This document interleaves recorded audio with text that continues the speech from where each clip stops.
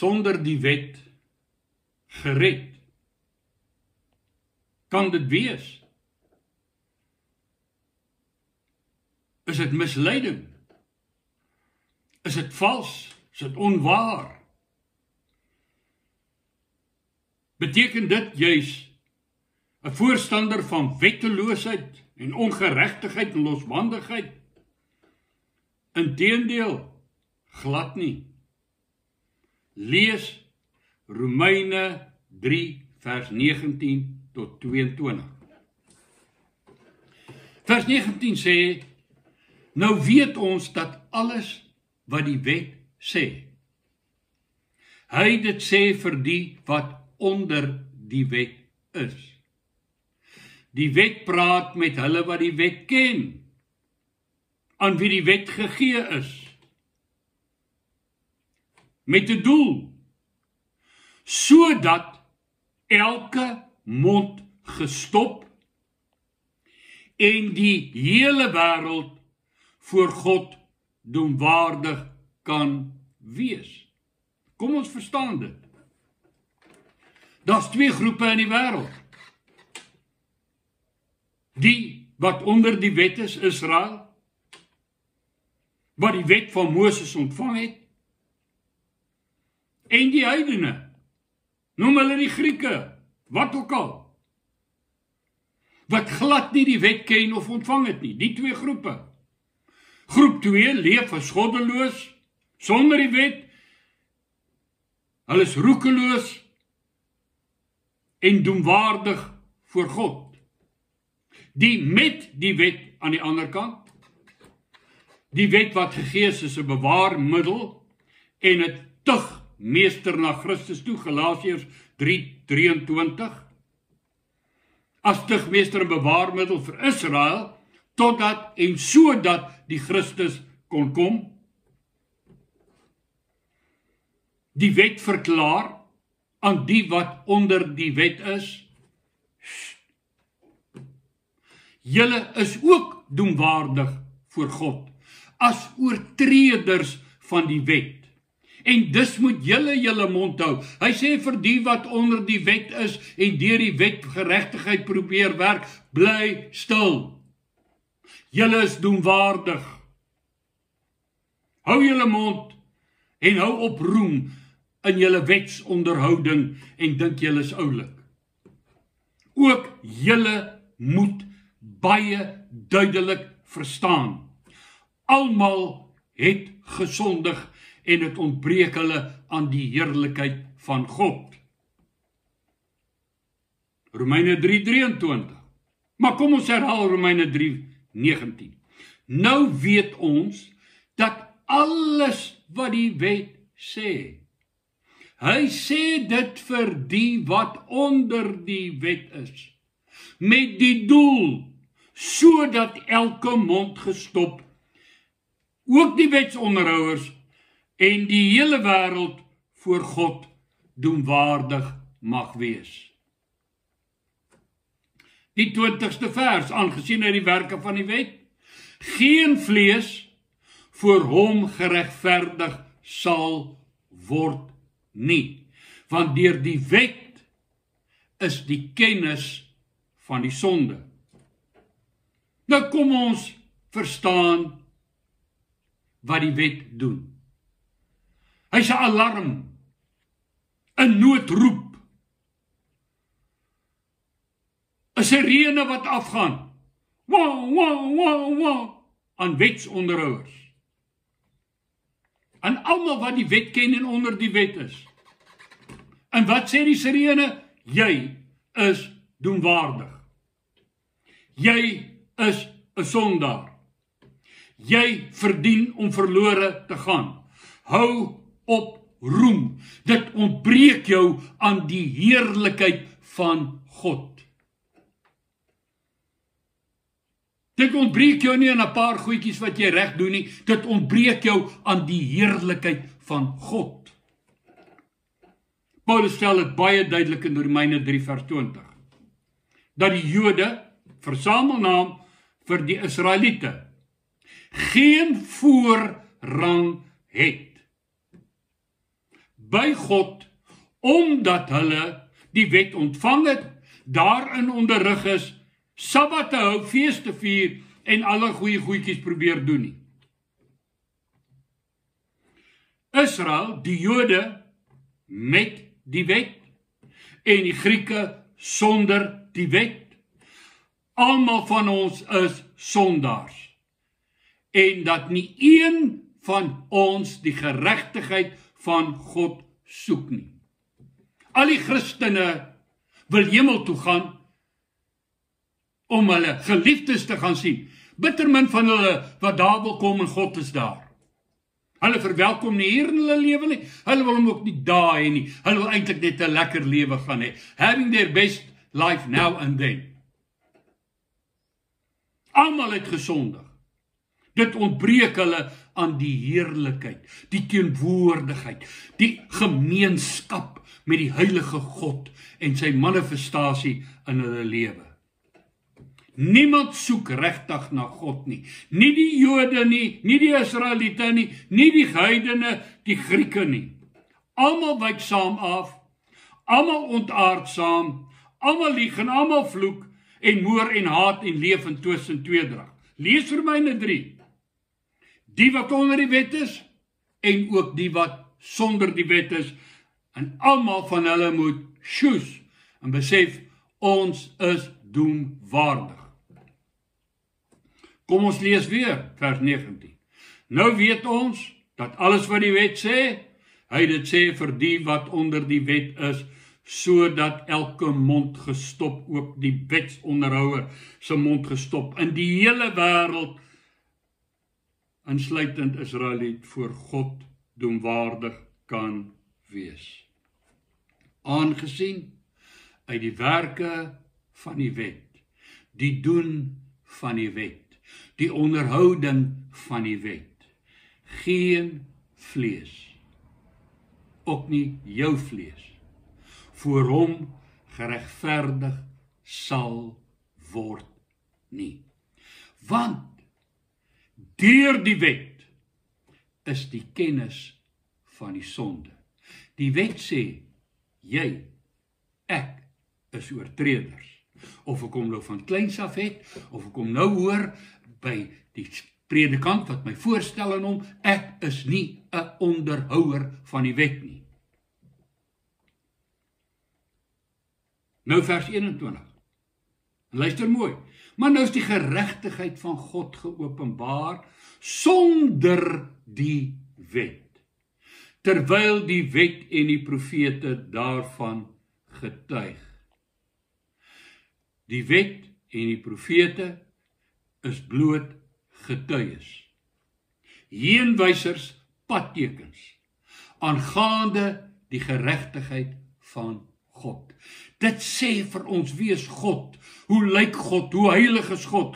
Hoe leef hy korrek? Hoe daar geen sonde in hom is nie? Vertel ons dit. Maar beide, die wet en die profete, wat getuig het van die geregtigheid van God, was nie in staat om het toe te deel in mense se harte nie. Net soos 'n padteken jou nie kan dwing om by die snelperk wat 60 is te hou nie. Hy kan vir jou sê, die regte ding hier is ry 60. Maar hy kan nie maak dat jy jou voet van die petrol afhaal nie. Dat jy rem en stadiger ry en daarby hou nie. Hy sê net vir jou wat's reg, wat is verkeerd, en jy kan glad nie gedwing word deur daardie wet om het te onderhou nie. Nou sal mense sê, maar ek kan die wet afdoen. Ja, al wat die wet kan doen, is om jou te straf, as jy 90 ry in die 60 zone. Wat die 60 bordjie doen, en jou 90 maak jou doemwaardig, strafbaar. Help jou nie om die wet te hou nie, straf jou. Israeliet of Griek, met of sonder die wet, skuldig, doemwaardig. Die wet kan nie help om jou te red nie. Die wet kan jou nie regverdig maak nie. Die wet kan nie die geregtigheid aan jou toedeel nie. Die wet kan nie die heerlikheid van God in jou lewe herstel nie. Maar slegs daarvan praat en getuig en jou uiteindelik straf as oortreder. Maar kyk na die mooi en pragtige groot maar in vers 21. Maar nou is die geregtigheid van God geopenbaar. Sonder die wet, nou is die geregtigheid van God geopenbaar. Dus van God se kant kom daar 'n openbaring van sy geregtigheid. En hoe daardie geregtigheid bekom en bereik kan word en kan realiseer in mense se harte. En dan, hoe dit kan gebeur in vers 22. Die geregtigheid, naamlik van God, nie jou geregtigheid deur die wet nie, God se geregtigheid. Deur die geloof in Jesus Christus, vir almal en oor almal wat glo, want daar is geen onderskeid nie.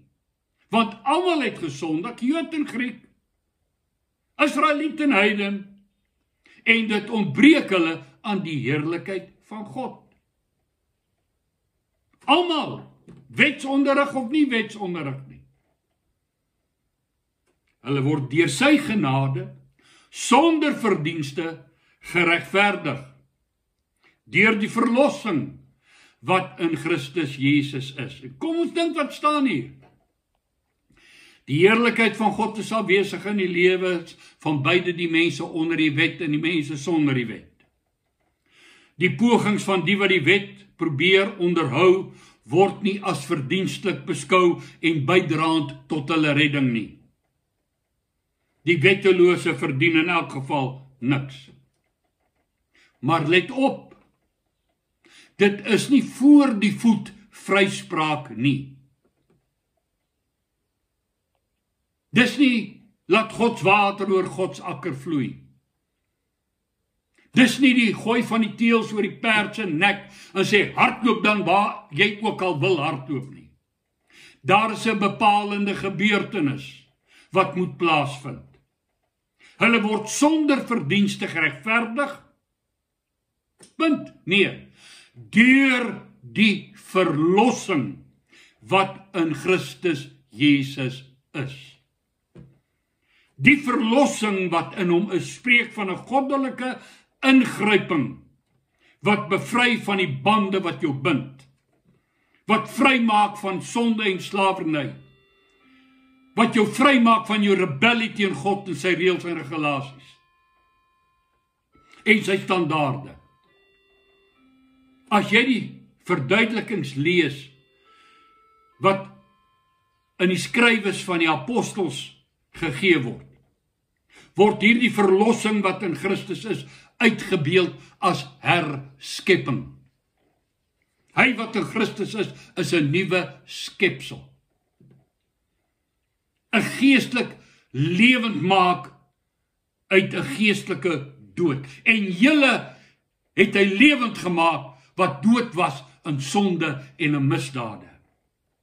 'n Begrafnis saam met Christus en 'n opstanding in 'n nuwe lewe saam met hom, Romeine 6. 'n Herstel van God se heerlikheid en geregtigheid in my innerlike mens. Christus in ons hoop op heerlikheid.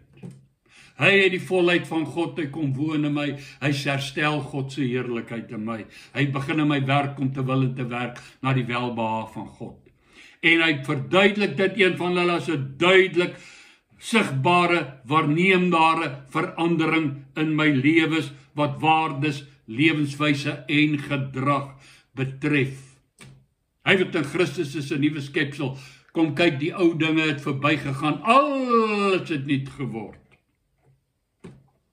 Die profeet Jeremia getuig so daarvan. 31, daar kom daar, spreek die Here, dat ek 'n nuwe verbond sal sluit met die huis van Israel en met die huis van Juda. Nie soos die verbond wat ek met hulle vaders gesluit het, toe ek hulle aan die hand gegryp het om uit Egipte land uit te lei nie. My verbond wat hulle verbreek het. Dis nie soos die wet van Moses nie.